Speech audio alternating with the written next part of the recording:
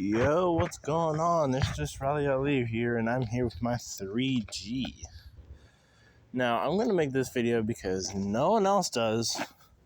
It's about the shift linkages, or shift cables. Same day. The shift linkage cables, which are these things.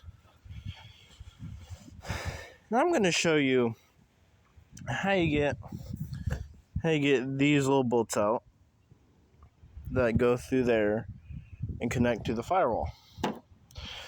Now, you're gonna either take or buy a 12 mil and sacrifice it because you have to put in a vise and bend it one way until it snaps.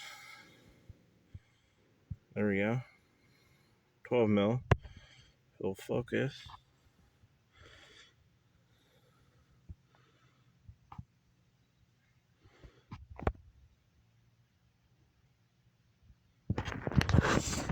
My camera's garbage. There you go, 12 mil. And you're gonna be like me, where you have to replace the entire thing. And Mitsubishi / Dodge, being them, put that there with that plate, makes it even harder to take it out. So, going at different angles. If you can see there, that's the hole. And then if you can see, my whole dash is still in here. I still have all of my dash. I even have the AC stuff still in it. And what you do is, you have to take some of this out, and you have to peel the carpet back. And there's these little nubs. I'll show you on this one. There's these little nubs right here. You see those little nubs? They were right there. You can see them. They used to be right there and right there. But I cut them off because they get in the way of you trying to take the bolt out. And what you do, I'm going to try and reenact this, is you basically go in there, try to use both sides. I had a pain. I got angry a lot in this process. And you just do that with both sides. There's a little clip right here that goes into this little stud that holds this in, even though that's a bit useless because this is already pretty stiff and just chills there. So you basically have your hand go like that. What I did was, I had my body right here, and I was a bit upside down, and I used my phone flashlight, and you just kind of, with bolts, usually you go like that, you go like straight, but at least with the back one, and maybe even the first one, you have to go like kind of like at an angle and do it, and use both sides.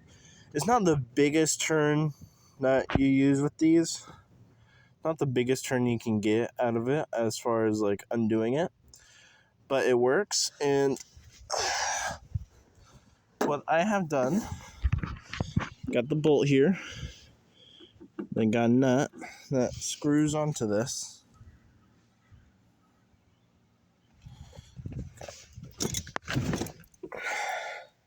That screws onto this. Hopefully you guys can see that. That screws onto there. Now, if you notice,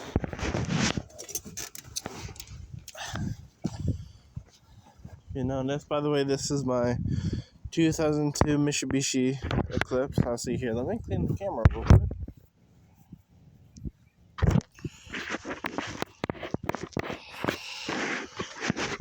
Is that better? That is better. And today's date is June 28th, 2023. So if you're watching this in the future, you're welcome.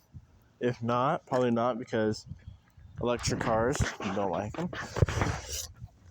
I know you can't see, but if you see the hole, you'll see the big hole where the cables go through and that little hole right there. That is a nut. That is a welded nut that's on the firewall. what you do is you take the bolts that you just took out on the other side. I can't really show this part, but where is it? There we go. Right? No, yep, there we go. What you do is you put them through the other side, put them on the firewall side, as you can see, and that's, well, you can't see it, but you can kind of envision what I'm currently doing. There is like the firewalls carpet thing or whatever it's called, heat shield thingy that gets in the way. Bolt is great. And if you see down there, you can see right there. It's not going to focus, but the bolt is right there. And the other bolt also in there, right there.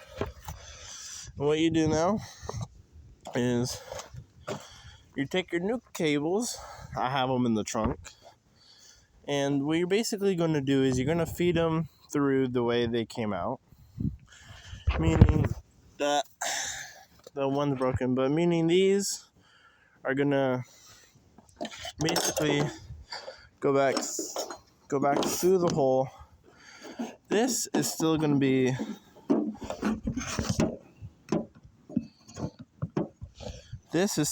like that, but this is where your nut or bolt nut, whatever it's called, goes into place. Now once you put this in, and this is on the bolts that you just screwed in on the firewall on the engine side, then you can take this.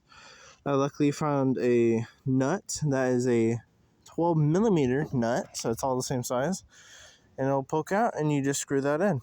So that way, if you have to replace this whole thing again, you can just get the nut loose and undo the nut instead of sitting there for about 8, 9, 10, about 4 hours just to get 2 bolts out.